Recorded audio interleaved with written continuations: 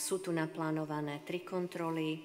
Prvá kontrola realizácie platieb za materské školy. Rád by som dal pozmeňujúci návrh a pridal tam ďalšie 3 kontroly. Prvá bola kontrola odmeňovania, kontrola správneho poriadku a ochrany osobných údajov zamestnancov, kontrola všetkých zamestnancov v trvalom pracovnom pomere a údajnom pracovnom pomere na úrade.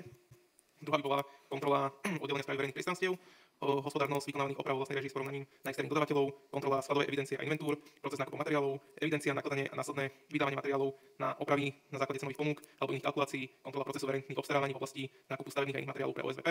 A tretia kontrola v rámci športových zariadení Petržalka, kontrola využitia kapitálových výdavkov z kapitoly 643 pre plaváreň v sume 80 000 eur, schváleným zastupiteľstvom dňa 28.6.2022 uznesením číslo 567, kontrola všetkých nedaňových nákladov športových zariadení Petržalky za rok 2022 a kontrola hospodárenia s prevádzkovými nákladmi. Koľko ľudí potrebujete, aby ste toto všetko ešte No, na toto by som ešte minimálne 2 potrebovala. Urobiť týchto 6 kontrol je z môjho pohľadu totálne čisté šialenstvo, to sa jednoducho nedá stihnúť.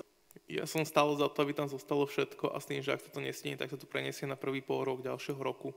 Neviem, či si to kolega Valoč aj uvedomuje, že koľko je za tým práce, ale len takto strieľať, urobte toto, urobte tamto. Ja si myslím, že ten obsah, ktorý povedal, bude tak na 2 roky kontroly, ale kľudne nech sa spraví, lebo čokoľvek, na čo sa príde, radšej to čím skôr nájdime, vytipujme, urobme, len potom naozaj nebudú ostatné kontroly. Že podľa mňa, že tento obsah kontrol podľa mojej skúsenosti je takže na 2 roky, ale som s tým úplne OK. Hlasovanie spustené. 24 prítomných, 21 za, nikto proti, 3 sa zdržali, konštatujem, že uznesenie bolo prijaté.